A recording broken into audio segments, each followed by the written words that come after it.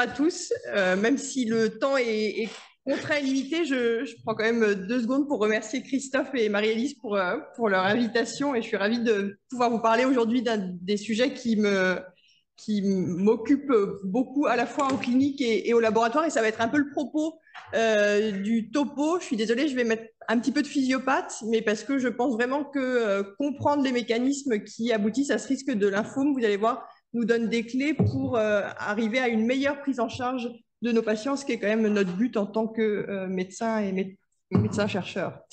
Donc, vous savez, au cours des maladies auto-immunes, il y a un sur-risque de lymphome et la maladie de Sjögren est la maladie au cours de laquelle le risque de lymphome est le plus important, avec un risque qui est augmenté globalement avec les nouvelles études entre 10 et 15 fois le risque de la population générale. La maladie de Sjögren, vous connaissez, c'est une maladie auto-immune systémique qui va avoir comme particularité d'avoir comme cible l'épithélium, que certains la définissent comme une épithélite auto-immune. Et finalement, on reparlera des clusters de patients, mais il y a à minima 2 clusters de patients, des patients qui vont rester très symptomatiques avec la triade douleur, sécheresse, fatigue, et puis chez environ un tiers des patients, des manifestations systémiques qui peuvent être extrêmement variées et au cours de laquelle le lymphome vient s'intégrer. Et quand on se met à l'échelle d'une population de patients Sjögren que l'on suit, on estime qu'on va avoir 5% de nos patients qui vont développer un lymphome. Donc, c'est une complication qui existe vraiment. Alors, ce chiffre de 5%, il traîne depuis plusieurs années dans les revues et il a été réinterrogé par l'équipe de Strasbourg avec un travail qui a été fait par Jacques-Éric Gottenberg et Raphaël Serror à Bicêtre. Ils ont repris les données du SNDS pour valider un petit peu cette donnée toute simple de prévalence du risque de lymphome au cours du Sjögren. Dans le SNDS, il y a 46 000 patients Sjögren primitifs ou associés qui ont été identifiés. 1700 lymphomes, vous voyez, une majorité de Malte, c'est vraiment le tableau classique, 25% de B diffus quand même. Et donc, si on prend l'ensemble des patients Sjögren, on a environ 4% de risque de lymphome. Si on se concentre sur les patients Sjögren dits primitifs, un chiffre où on est vraiment proche des 5%. Et si on compare de manière un peu brute les patients avec lymphome ou sans lymphome, avec toutes les réserves des données brutes SNDS, on voit qu'il y a plus d'hommes dans le groupe lymphome, un âge médian un peu plus important, un lymphome qui survient en moyenne 4 ans après le diagnostic de Sjögren et une mortalité qui est, toute cause confondue, qui est plus importante chez les patients avec lymphome versus les patients sans lymphome. Et je vais essayer de vous démontrer pourquoi un peu avec ici les chiffres, la courbe de mortalité. Donc, en résumé, si on prend le tableau clinique des lymphomes du Sjögren, on a vraiment une présentation qui est stéréotypée. Donc, c'est 5% des patients atteints de la maladie de Sjögren, des lymphomes B, beaucoup plus largement des lymphomes de bas grade, mais quand même 25%, vous voyez, dans les données du SNDS de risque de B diffus, avec l'interrogation de savoir si ce sont des zones marginales qu'on aurait laissé évoluer avec une transformation. Et au sein de cette atteinte bas grade, c'est la zone marginale et pas n'importe quelle zone marginale, la zone marginale associée aux muqueuses. Donc le tableau classique, c'est un MALT, et un MALT qui va se localiser au niveau de l'organe cible de la maladie auto-immune, donc les glandes salivaires. Donc près de 75% des cas, les lymphomes du Sjögren, c'est un MALT parotidien. Mais pas que, puisque l'autre particularité de la maladie de Sjögren, c'est d'avoir des atteintes diffuses. On va avoir une glande salivaire plus un ganglion, une glande salivaire plus un poumon, une glande salivaire plus de l'estomac. Donc des atteintes qui sont volontiers diffuses. Et ça aussi, c'est quelque chose à prendre en compte au moment de la discussion thérapeutique, qui est quand même le point qui va nous intéresser. Alors, qui sont les patients à risque de faire ce lymphome? Qui sont ces 5% et comment on pourrait essayer de les détecter pour mieux les prendre en charge? Donc là-dessus, je m'appuie sur un travail qui vient d'être publié dans le Lancet Rheumatology, qui a été conduit notamment par Yann Nguyen et Raphaël Serror. Et donc, l'objectif de ce travail, ça a été de clusteriser les patients. La clusterisation dans nos maladies auto-immunes systémiques, c'est quelque chose de très à la mode. Souvent, c'est des clusterisations compliquées avec plein de paramètres immuno ou omiques très difficiles dans la pratique clinique. Là, l'originalité de ce travail, c'est de faire une clusterisation sur les données, uniquement sur les données cliniques. On a 3 clusters de patients qui se détachent au sein de la maladie de Sjögren. Le premier cluster qui s'appelle BALS, c'est les patients avec une activité biologique B, mais peu de symptômes. Le deuxième cluster HSA, c'est les patients avec un haut niveau d'activité systémique. Et le troisième cluster sont les patients sans activité systémique, mais avec un haut niveau de symptômes. Donc, assez logiquement, les patients avec le haut niveau d'activité systémique, premier message, on retrouve à nouveau une surprévalence des hommes dans une maladie qui reste à très large majorité féminine et une différence dans la balance d'origine ethnique des patients avec 20% de patients d'origine africaine chez ces patients-là et donc un score SDI qui est le score d'activité systémique qui est plus élevé. Le groupe qui est assez intéressant, qui est le groupe intermédiaire, c'est le groupe B, d'activation B, sans symptômes. Et là encore, une balance dans l'origine ethnique avec 15% de patients d'origine asiatique, une très forte prévalence d'atteintes parotidiennes, ces épisodes de parotidomégalie à répétition, et au niveau biologique, un taux d'immunoglobuline beaucoup plus élevé, même plus élevé que chez les patients avec le haut niveau d'activité systémique et plus auto-anticorps. Donc vraiment, ces patients, des patients d'origine asiatique qui font les parotidomégalies à répétition et qui ont l'hypergammaglobulinémie, un risque particulier. Et en fait, quand on s'intéresse à la survenue de lymphome, la survenue de lymphome, les lymphomes, ils surviennent dans ces deux groupes, pas du tout chez les patients symptomatiques. Donc c'est quand même un premier message. Dans la grande majorité des cas, nos patients Sjögren sans activité systémique et sans signe B, le risque de lymphome, finalement, il devient quasiment nul. La population qui sera plus à surveiller, ce sont ces deux autres clusters, les actifs B et les patients avec activité systémique. Alors, est-ce qu'on a des moyens pratiques dans notre pratique quotidienne pour surveiller ces patients Sjögren? Oui, il y a des facteurs de risque qui ont été identifiés.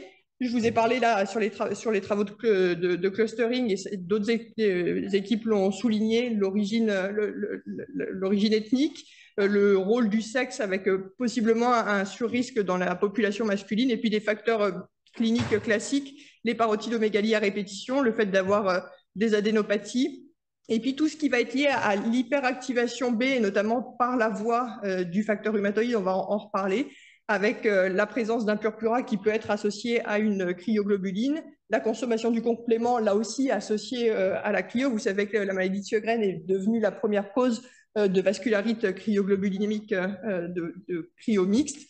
Et le fait d'avoir un pic monoclonal, on dira un mot des facteurs histologiques et notamment de l'intérêt de faire une BGSA, une biopsie des glandes salivaires accessoires au moment du diagnostic pour identifier certains sous-groupes de patients et notamment les patients avec des centres germinatifs ectopiques. L'idée de construire un score, et ça c'est un projet qui est en cours mené par Raphaël Serror à Bicêtre, c'est l'idée de pouvoir mesurer ce niveau de risque et surtout de pouvoir voir comment il évolue maintenant qu'on a maintenant des thérapeutiques efficaces qui arrivent dans la maladie. Est-ce que par ces thérapeutiques efficaces qui vont mieux contrôler l'activité systémique, on va être capable de faire baisser le niveau de risque? Donc une sorte de proxy permettant d'évaluer si on est capable de réduire à moyen terme et à plus long terme le risque de lymphome.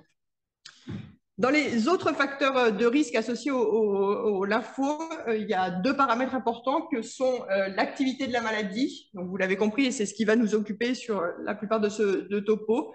On a pu montrer qu'il y avait un effet dose de l'activité de la maladie. Si on compare les patients avec une faible activité versus les patients avec une activité élevée, il y a 5 fois plus de risque de développer un lymphome quand on a une activité élevée versus activité faible. Et puis l'autre élément important, c'est le facteur rhumatoïde. Alors, l'activité de la maladie dans le Sjögren, qu'est-ce que ça veut dire? Le Sjögren, si on devait faire la résumer en deux éléments clés de physiopathe, et là encore, il y a des conséquences thérapeutiques, c'est vraiment l'hyperactivation chronique du lymphocyte B et la signature interféron. C'est deux paramètres forts dans cette maladie. Ce qui va driver l'activation B chronique, on va voir, il y a 3 éléments sur lesquels on va revenir. Il va y avoir le rôle des complexes humains, il va y avoir le rôle de certaines cytokines, et je dirais juste un mot de la cytokine BAF, et puis un rôle de certains défauts génétiques dans la survenue de lymphome. Alors, pourquoi le facteur rhumatoïde a tellement d'importance dans le Sjögren? Et ça, c'est peut-être le message clé de physiopathe, c'est que le lymphome du Sjögren, il a une particularité. Le lymphome du Sjögren, c'est un B autoréactif qui devient cancéreux. Donc, c'est quand même un élément dans la compréhension qui est assez particulier. Et ce B autoréactif, dans près de la moitié des cas, c'est un B facteur rhumatoïde. Et ça c'est connu en fait depuis très longtemps. On sait que quand on regarde des lymphomes, notamment des lymphomes de la zone marginale, qu'on regarde leur BCR, donc le récepteur B à la surface du lymphome, et qu'on regarde ce que reconnaît ce BCR, bah, il a une activité facteur rhumatoïde. Il va être dirigé contre le fragment FC d'une immunoglobuline. Alors, des clones autoréactifs dans le Sjögren, est-ce qu'on en a? Et est-ce qu'on en trouve beaucoup? Vous voyez, ça c'est une étude qui est parue il y a 2 ans. Dans le sang, finalement, des clones autoréactifs, il n'y en a pas tellement. Même si on se concentre sur les B-mémoires en circulant, on ne voit pas grand-chose. Là où on les voit apparaître, c'est dans les tissus, et notamment dans les glandes salivaires et dans les parotides. Mais même au sein du tissu cible de la maladie auto-immune, le facteur rhumatoïde, qui est le petit triangle vert, vous voyez qu'il est ultra minoritaire parmi les clones autoréactifs qu'on peut trouver dans la maladie. Il est ultra minoritaire, mais il va avoir un poids fort et donner un avantage sélectif vraiment important sur le risque de transformation lymphomateuse. C'est un travail qui avait été fait il y a maintenant près de 10 ans, où l'ensemble des B infiltrant 3 glandes salivaires avait été séquencé. On voit que quand on séquence tous les B dans les glandes salivaires, on a près de 400 clonotypes, donc 400 familles de lymphocytes B. Et sur ces 400 familles de lymphocytes B, seulement 3 ont une activité facteur rhumatoïde. Donc avoir un B avec activité facteur rhumatoïde dans une glande salivaire, c'est un événement relativement rare. Mais sur ces 3 patients, ils avaient été suivis. Il y en avait un qui avait développé un lymphome. Et ce lymphome s'est développé à partir d'un clonotype facteur rhumatoïde. Donc avoir du facteur rhumatoïde dans la glande salivaire, c'est un événement rare. Mais quand on l'a, ça va donner un avantage sélectif majeur à ce B et aboutir à un surrisque de lymphome important. Alors pourquoi depuis tout à l'heure je vous parle de complexe humain et pas juste d'immunoglobulines ou de stimulation chronique du BCR? Ça c'est un élément que j'ai compris il y a pas si longtemps que ça et je le partage surtout avec les plus jeunes parce que c'est quand même important. Le facteur rhumatoïde, il ne va pas reconnaître une immunoglobuline, sinon tous vos patients qui ont du facteur rhumatoïde et que vous traitez par immunoglobuline ou par IgIV, vous imaginez la catastrophe au moment où vous injectez les IgIV, il y aurait des complexes humains qui se formeraient, ce serait la catastrophe. Et pourquoi le facteur rhumatoïde ne reconnaît pas juste l'immunoglobuline? Parce qu'en fait, la zone du fragment FC que le facteur rhumatoïde va reconnaître, c'est cette partie-là, donc sur la partie FC. Et quand l'immunoglobuline est toute seule, elle est repliée. Et donc, cette zone, cet épitope du facteur rhumatoïde, il est inaccessible pour le facteur rhumatoïde. Et en fait, l'immunoglobuline, elle va se déployer quand elle va attraper son antigène. Et c'est là qu'on rend accessible la cible du facteur rhumatoïde. Donc, le facteur rhumatoïde, par définition physico-chimique, il ne peut reconnaître qu'un complexe humain et pas une immunoglobuline. Donc ça a un rôle important parce que vous comprenez ensuite que le facteur rhumatoïde, le B facteur rhumatoïde, il va avoir tout l'équipement pour avoir une super activation. Pourquoi? Parce que c'est montré et bien démontré depuis plusieurs années, notamment par les travaux de Mark Lomschick, que pour avoir une stimulation B parfaite, il faut un peu un double effet qui se coule. Il faut une stimulation par le BCR, mais aussi une stimulation par la voie TLR. Or, quand on arrive avec notre B facteur rhumatoïde qui va reconnaître un complexe humain, imaginons que ce complexe humain il soit fait d'anti-SSA et de SSA, SSA une ribonucléoprotéine, vous allez avoir une stimulation à la fois BCR facteur rhumatoïde et à la fois TLR par la molécule d'acide nucléique. Est-ce que tous les facteurs rhumatoïdes vont avoir ce même poids dans la stimulation du lymphocyte B et aboutir au même risque de lymphome? Ça, on a essayé de regarder ça dans le sérum, en circulant avec une collaboration qu'on a mis en place avec une équipe en Australie. On a fait du profiling moléculaire du facteur rhumatoïde circulant chez 11 patients Sjögren avec lymphome et 12 avec contrôle. Et vous voyez que le profil, parce qu'il y a plein de sous-familles de facteurs rhumatoïdes, le profil entre les patients lymphomes et non lymphomes n'est pas du tout le même, avec d'une part chez les patients lymphomes une restriction du profil et un enrichissement d'une sous-famille particulière qui est VH169. VH169, c'est un clonotype qu'on appelle clonotype public, qui est un clonotype bien connu dans le domaine de l'auto-immunité et du lymphome. Et ce qui est intéressant, c'est que d'autres équipes ont montré que ce clonotype, il était surreprésenté parmi les lymphomes et notamment parmi les lymphomes des glandes salivaires. Donc nous, on est capable de le voir en circulant et ensuite, quand on va voir dans les tissus, on le voit aussi enrichi. Donc peut-être que dans sa structure, ce VH169, il donne un avantage supplémentaire au B, facteur rhumatoïde. Quel avantage il pourrait donner? Et donc ça aussi, c'est des analyses qui sont en cours. On a évalué les mutations séquentielles qu'on peut retrouver sur ces familles de facteurs rhumatoïdes. Et vous voyez que chez les patients lymphomes, on retrouve très fréquemment une mutation ici dans la région CDR2. Or, cette mutation, elle est pile à un endroit sur un acide aminé qui est de l'acide aminé de contact avec le complexe humain. Donc, on peut imaginer que potentiellement, cette mutation qu'on retrouve plus fréquemment chez les patients Sjögren avec lymphome, elle va peut-être augmenter l'affinité du facteur rhumatoïde pour le complexe humain et augmenter encore plus la stimulation chronique de ce B facteur rhumatoïde. Et donc, juste un court message sur les centres germinatifs ectopiques. Vous comprenez que dans ce contexte, les centres germinatifs ectopiques qu'on peut trouver parfois sur les biopsies des glandes salivaires accessoires, à quoi ils vont servir? En fait, ça va être des usines à production d'auto-anticorps juste à côté du B facteur rhumatoïde. Et donc, ça va alimenter en complexe humain le B facteur rhumatoïde. Et c'est potentiellement comme ça que le lien se fait en termes de facteurs de risque. Regardez les centres germinatifs ectopiques dans les biopsies des glandes salivaires accessoires. Parfois, les anapathes s'arrachent les cheveux, c'est pas facile. Alors, on a parlé tout à l'heure de biomarqueurs interférons. Il y a une cytokine qui est intéressante et qui est un reflet de l'activation de l'activité centre germinatif dans différentes maladies, et ça a été montré dans le Sjögren, c'est CXCL13, qui est un biomarqueur qu'on a montré augmenté dans le Sjögren, mais notamment augmenté dans le Sjögren avec lymphome. Et là, je vous redonne des données non publiées, toujours sur les travaux de clustering qui avaient été faits par Yann Nguyen. Quand on regarde un peu les différents biomarqueurs des 3 clusters dont je vous ai parlé, donc on fait le travail à la...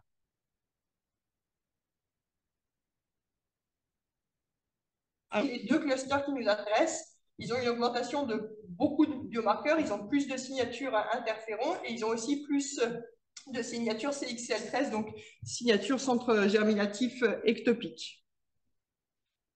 Enfin, un dernier mot qui est un peu la fin de la démonstration de l'importance de cette stimulation par la voie du BCR et potentiellement également TLR, c'est que l'équipe de Strasbourg, avec un travail qui a été fait par Pierre-Marie Duret et Jacques-Éric Gottenberg sur la cohorte française multicentrique A16 de Sjögren, a permis de démontrer qu'en termes transcriptomiques, un des marqueurs, des transcrits uprégulés chez les patients Sjögren avec lymphome, c'est BTK.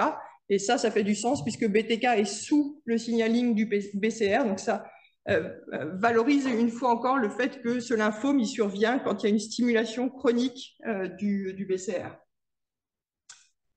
Ça, c'était le gros morceau sur les complexes humains. Un très rapide mot sur la cytokine BAF, parce que je fais déshonneur à mon maître Xavier Mariette de ne pas parler de BAF quand je parle de maladie de Sjögren, mais la cytokine BAF, elle est importante dans la maladie de Sjögren. Elle est augmentée chez nos patients, tous nos patients. Donc, les patients Sjögren ont plus de BAF que les sujets contrôle. Et puis, plus la maladie est active, plus on retrouve de la cytokine BAF chez ces patients. Vous avez ici le taux de BAF chez des patients Sjögren, le cluster uniquement symptomatique sans atteinte systémique. Là, des patients avec une vascularité cryo, une atteinte, un infiltrat lympho-épithélial qui est un peu un stade pré-lymphomateux et les patients avec lymphome. Ce qui est intéressant, c'est que ce taux de BAF, il est directement corrélé avec le titre de facteur rhumatoïde. Plus vous avez de BAF, plus vous avez de facteur rhumatoïde. Donc, vous pouvez voir un peu comprendre le lien potentiel entre BAF et lymphome. Et il y a des modèles de souris qui surexpriment BAF, des souris transgéniques pour BAF. Ces souris, elles font une maladie auto-immune mixte. C'est intéressant d'ailleurs sur la compréhension. Elles font d'abord un lupus et puis si on les laisse vieillir, elles vont développer un Sjögren. Et si on les laisse encore plus vieillir, elles font un lymphome, et notamment un lymphome de la zone marginale. Donc cet excès de BAF en soi aboutit au développement de lymphome. Un petit mot sur quelques éléments génétiques. On avait été très intéressé il y a quelques années par un papier qui est sorti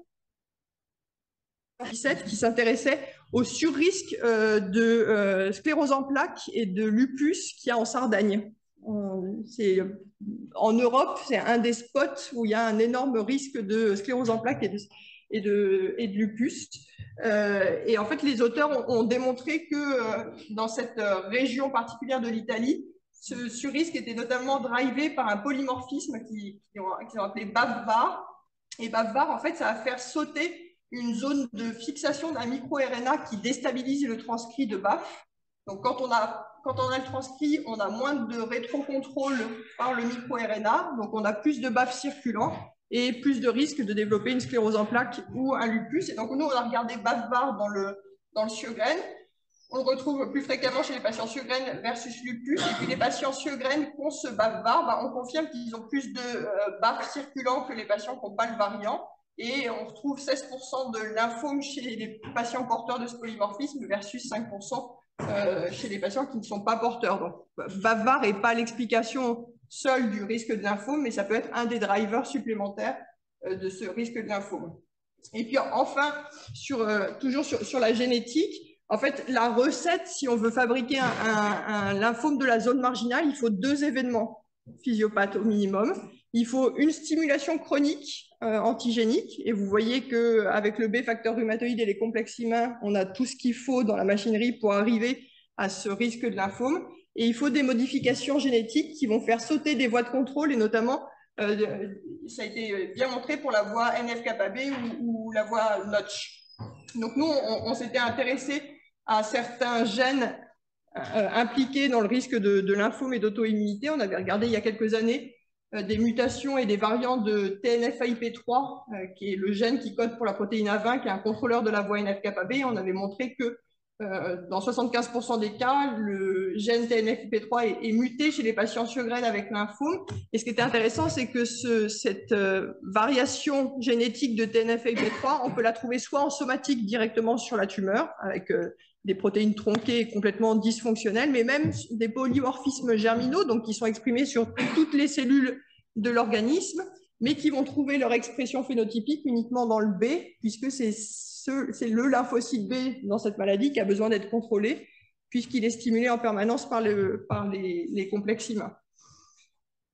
J'avais été assez surprise par ces résultats d'études dans le domaine de l'hémato qui montrent que, en fait, dans les lymphomes de la zone marginale, on a des mutations somatiques. Mais vous voyez qu'en fonction de la localisation du lymphome de la zone marginale, la fréquence des mutations somatiques est très variable. Elle est très importante dans le poumon, dans les annexes oculaires, dans l'estomac. Mais dans les lymphomes qui nous intéressent au cours du Sjögren, des glandes salivaires, une fréquence de variance somatique beaucoup plus faible. D'où la question de se dire, finalement, est-ce que nos patients Sjögren avec lymphome, ils auraient peut-être pas besoin de la mutation somatique parce qu'ils ont déjà un polymorphisme, un background génétique, comme on a vu avec BAFF-VAR, qui favorise la transformation lymphomateuse. Donc, pour voir si on retrouvait cette prédisposition génétique, on a débuté un travail de whole exome, où on a comparé environ 80 patients Sjögren avec lymphome, Sjögren sans lymphome, et on a regardé des enrichissements de variants potentiellement fonctionnels. Donc, potentiellement fonctionnels, ça c'est défini par un score qu'on appelle le score CAD. Et on a testé plein de voies, des voies intéressantes pour le lymphome, je vous ai parlé de Notch, de NF-κB, mais également des voies non relevantes, a priori, pour le lymphome.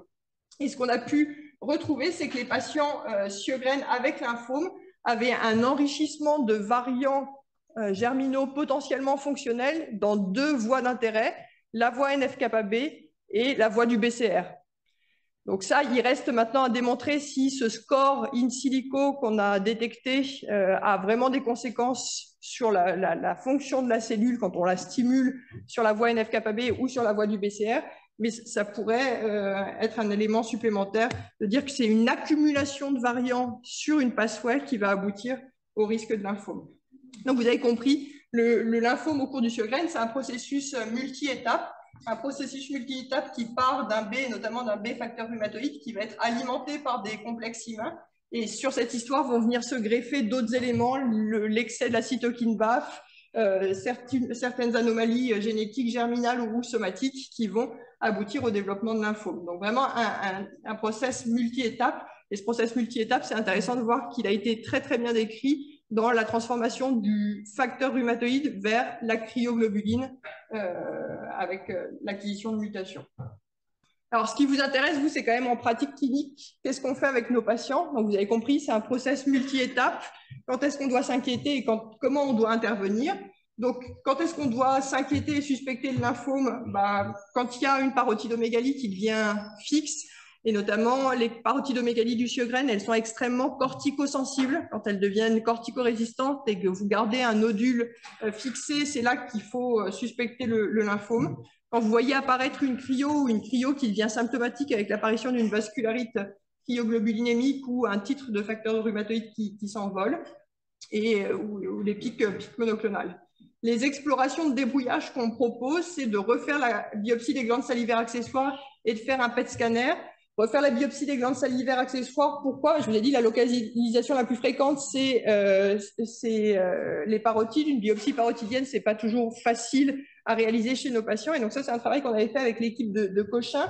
Et on avait pu montrer que quand on prenait des patients Sjögren avec lymphome et qui avaient eu une biopsie des glandes salivaires accessoires au moment de la suspicion de lymphome, dans 50% des cas, cette BGSA, qui est quand même un examen tout simple et beaucoup moins invasif, permet d'identifier le lymphome, puisque ce lymphome, il est diffus, comme je vous l'ai dit, il va toucher les parotides, mais aussi les glandes salivaires accessoires. Donc, refaire la BGSA peut permettre d'aboutir au diagnostic. Et faire le PET scanner avec des patterns en médecine nucléaire qui ont été identifiés. On a pu définir des seuils de SUV, notamment sur la fixation parotidienne, ou cet aspect de nodule pulmonaire qui correspond non pas à de la pneumopathie interstitielle, mais vraiment à du MALT pulmonaire chez les patients. Alors, le dernier point que je voudrais discuter avec vous, c'est les traitements. Vous avez un patient Sjögren, il développe un lymphome, vous avez pu faire le diagnostic. Comment on le prend en charge? Il y a 4 options qui sont proposées sur la thérapeutique des patients Sjögren avec lymphome, la zone marginale de manière générale. La première option, c'est la simple surveillance.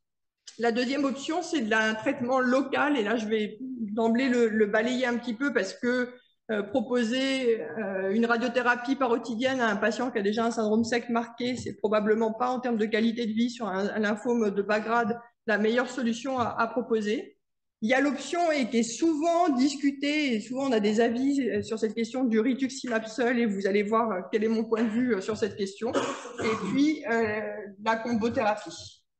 Alors, pourquoi le rituximab seul? On n'est pas très enclin.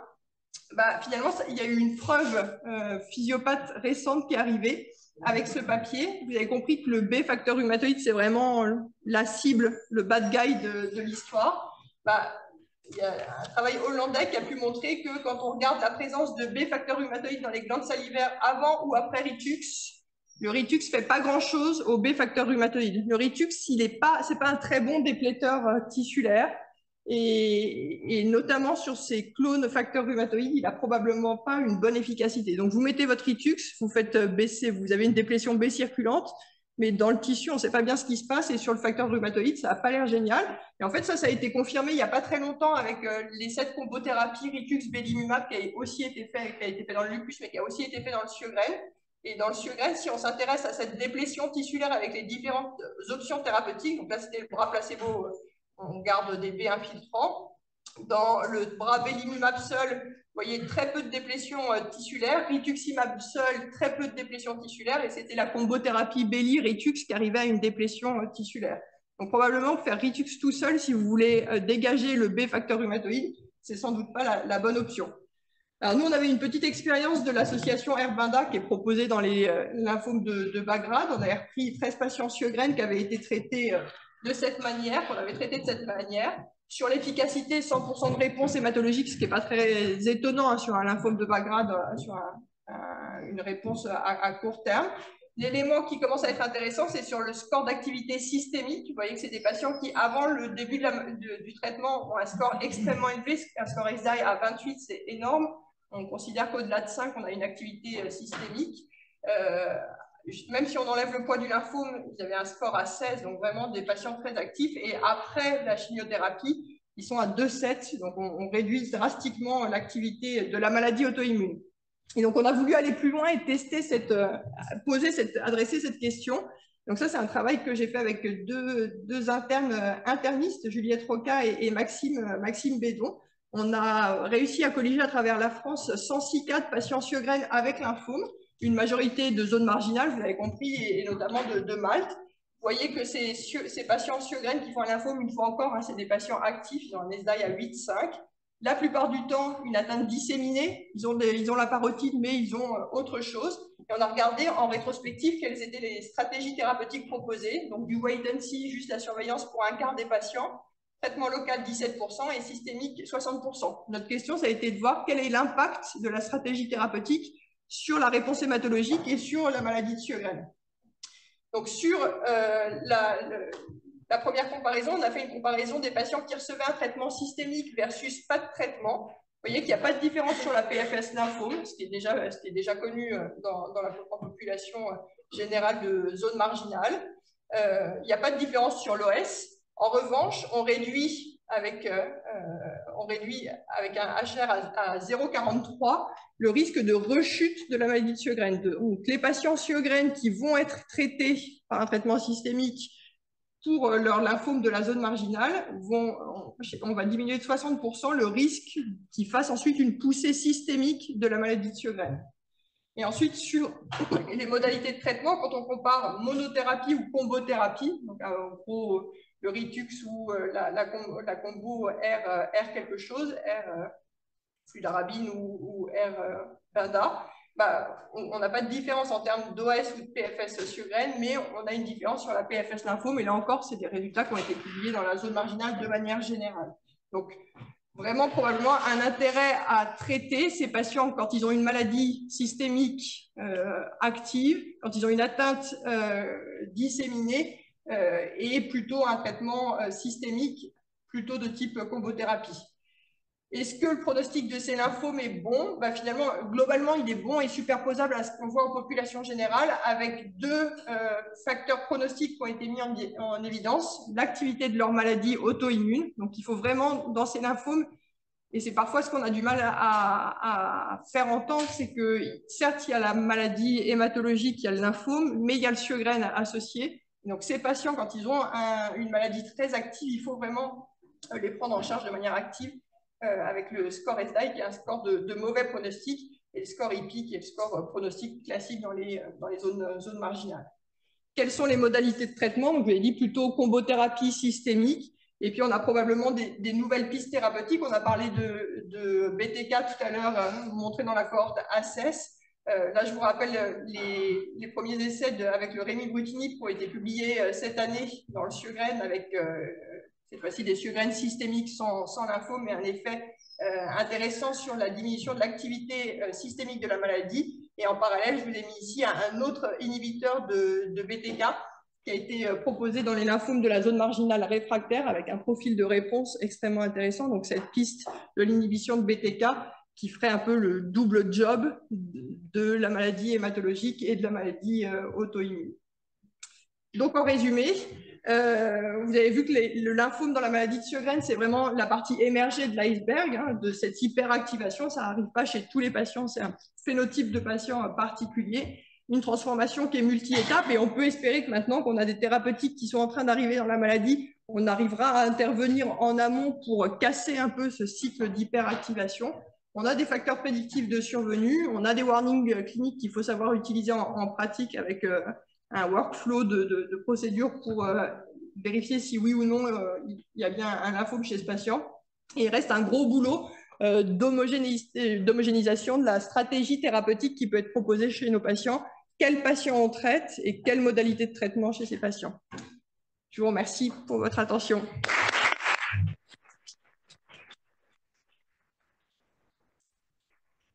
Merci pour la clarté de votre exposé, la qualité. On a quelques minutes avant le repas pour les questions. J'avais deux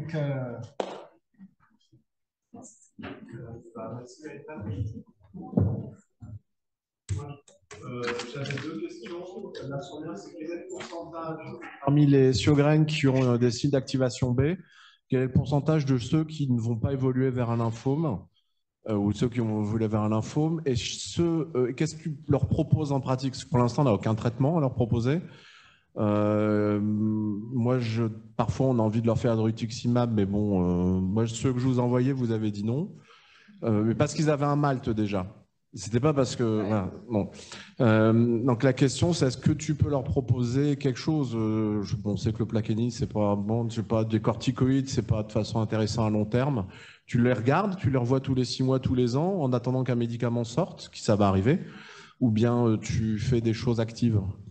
Alors, sur la première question, en gros, donc 5% de risque de lymphome dans le Sjögren, c'est la vision globale. Et quand on se focalise sur les clusters actifs, on est plutôt entre 16 et 20% de risque de lymphome. Donc, ça augmente quand même significativement le risque de lymphome. Avec un recul, par exemple, à 15 ans, les 80%. Alors, ça, on l'a fait sur A16, sur lequel on avait pris les données de suivi à 10 ans. À 15 ans. Donc, on avait 12 ans de suivi moyen sur la cohorte. Et finalement, le lymphome, il survient globalement dans les 5 premières années. Donc, à partir du moment où tu as 10 ans de suivi, tu captures quand même pas mal l'évolution. Ce qu'a fait Yann aussi dans le travail de clustering, il a essayé de modéliser l'évolution. Est-ce que quand tu es dans un cluster, tu bouges de cluster ou pas? Et ce qu'on voit, c'est que globalement, c'est principalement le cluster actif B qui va continuer à monter un peu en activité, alors que les deux autres restent assez fixés. Donc, probablement que ce cluster B, c'est vraiment un cluster plus précoce dans l'évolution de la maladie et il faut peut-être les suivre encore un peu plus longtemps parce qu'on les prend 5 ans plus tôt, grosso modo, ces patients. Non, t'en as, voilà, ils évoluent, il y en a 20% qui risquent de faire le lymphome. Sur la stratégie thérapeutique, quand ils sont actifs, bah, on traite CFP-NDS et FAI2R selon la manifestation systémique.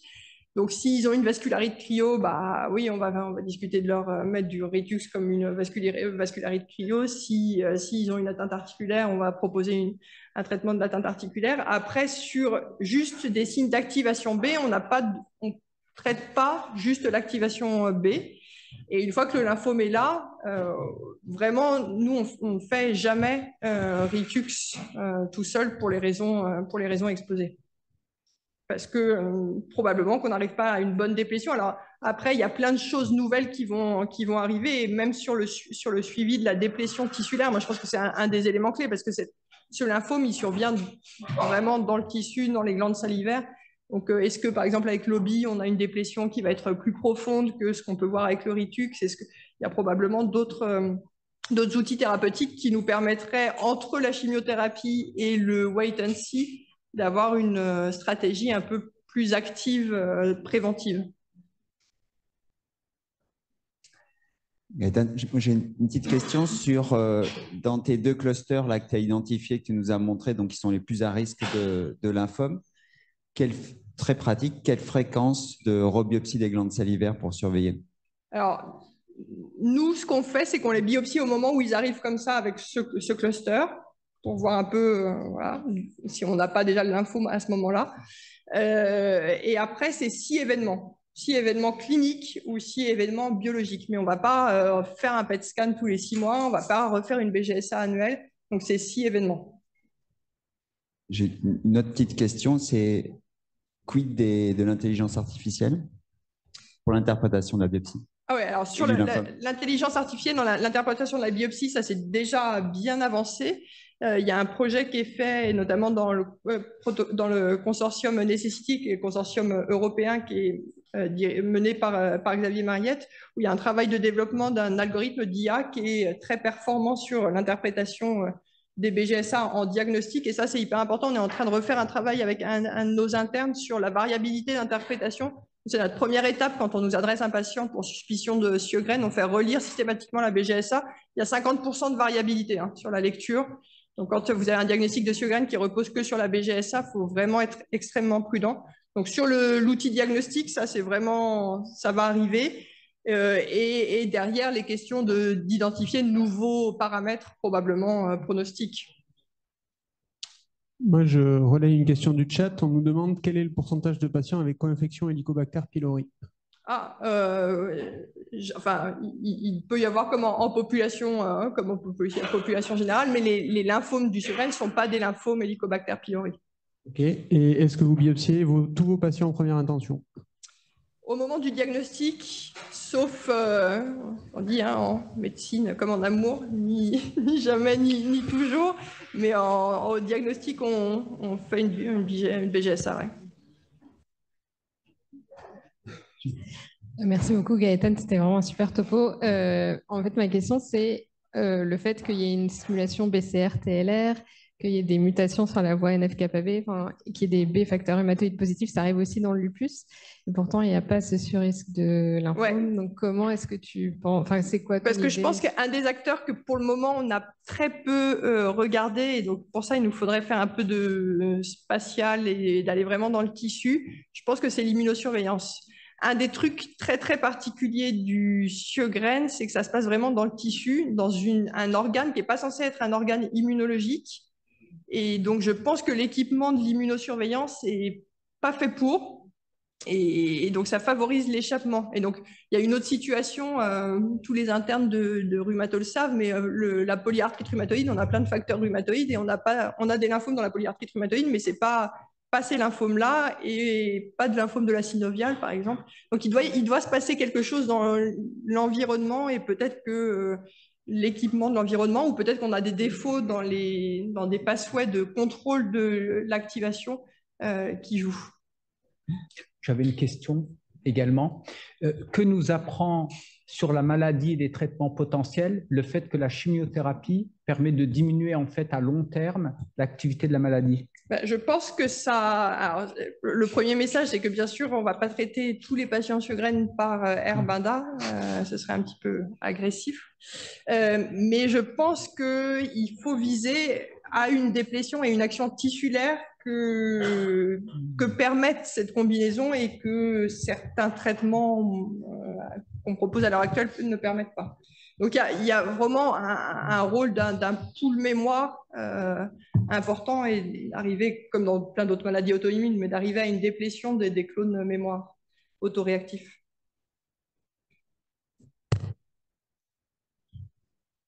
Je crois qu'on est bon pour leur part. Parfait. Merci beaucoup. Merci.